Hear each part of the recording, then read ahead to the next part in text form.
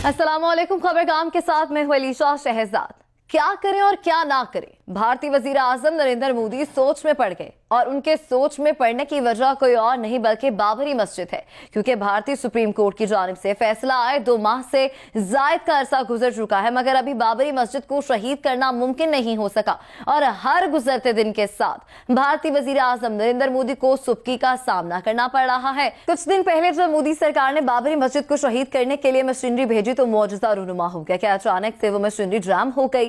Crane operator ने भी अपने इंटरव्यू में कहा कि किसी नजर ना आने वाली कुव्वत ने क्रेन को जकड़ लिया था। इस वाकये के बाद नरेंद्र मोदी ने बयान जारी करते हुए कहा कि कोई मौजज़ा नहीं हुआ, बाबरी मस्जिद में जिन्नात मौजूद हैं जिन्होंने मशीनरी को बंद किया। हम वहां पंडितों को भेजकर जिन्नात को भगा देंगे। और फिर भारतीय वजीर आजम नरेंद्र मोदी ने अपने इस अज़्म को पूरा करने के लिए भारत के मशहूर तरीन पंडितों का टोला बाबरी मस्जिद भेज दिया। पंडितों के टोले ने बाबरी मस्जिद में जाकर अपना रवायती पूजा पाठ शुरू किया और इस कोशिश में लग गए कि किसी तरह मशीनरी को दोबारा से चलाया जाए, मजदूरों को वापस बुलाया जाए ताकि मंदिर की तामीर का काम शुरू हो सके।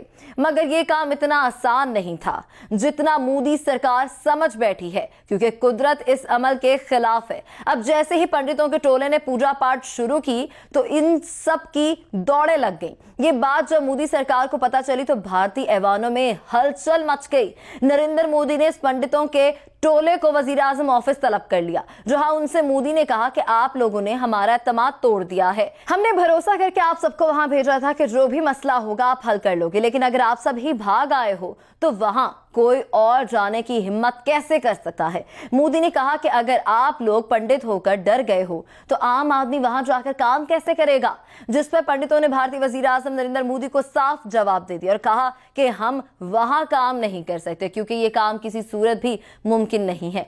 पंडितों ने कहा कि हमें हमारी जान सबसे ज्यादा प्यारी है, अगर हम ही जिंदा ना रहे तो हमारे घर वालों का क्या होगा। पंडितों की ये बात सुनकर भारतीय वजीर आजम नरेंद्र मोदी ने सर पकड़ लिया और ये सोचने लगे कि अब क्या करें, क्योंकि अगर फैसला वापस लिया तो जग हसाई होगी।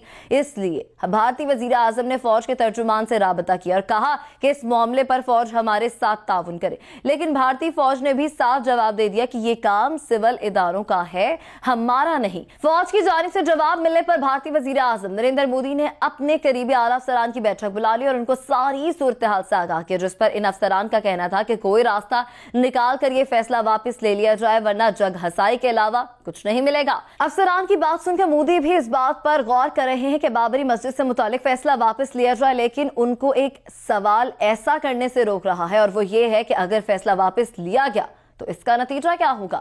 इन ममालिक को क्या जवाब दिया जाएगा जिन्हें खुश करने के लिए ये सब किया जा रहा था।